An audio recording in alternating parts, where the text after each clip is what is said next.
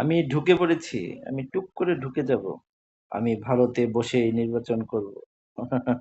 কত রকম কথা যে শুনছি। আরেকটা জিনিস ভালোই লাগে এই জুলাই অভ্যুত্থানের পর আটককৃত আওয়ামী লীগের নেতা পলক, গমরুল না কামরুল, তারপর দরবেশ সহ শাহজাহান খান, এক একজনের কি ভাব দেখছেন, মাথা থেকে ঝাঁকি মেরে হেলমেট ফেলে দেওয়া। আর সব থেকে ভালো লাগে সাংবাদিকরা যখন পলককে ডেকে বলে, পলক ভাই, স্টার্লিং তো চলে আসছে, স্টার্লিংকের গতি কিন্তু অনেক, এখন কিন্তু ভালো ইন্টারনেট পাওয়া যায়। মানে মজাই লাগে আসলে, সত্যিকার অর্থে সাংবাদিকরা খুব যুগোপযোগী প্রশ্ন করেন। তো আওয়ামী লীগের সভানেত্রী ফ্যাসিস্ট শেখ হাসিনা খুনি, তিনি কত রকম কথা বলেন যে আমি টুক করে ঢুকে যাব, আমি ভারতে বসেই নির্বাচন করব, দেখবো কে আটকায়।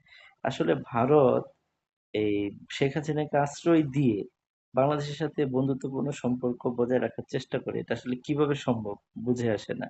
এটি কি আসলে হওয়া সম্ভব?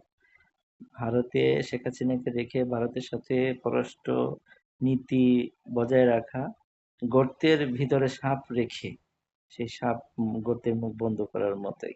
ভারত এখানে স্পষ্ট করা উচিত শেখ হাসিনাকে সে ফেরত দিবে কি দিবে না, নয় অন্য কোনো দেশে পাঠিয়ে দিবে। এটাই তার পররাষ্ট্রনীতিতে হওয়া উচিত। না হলে ভারতের সাথে আমাদের বন্ধুত্বপূর্ণ সম্পর্ক গড়ে উঠতে পারে না। ধন্যবাদ সবাইকে।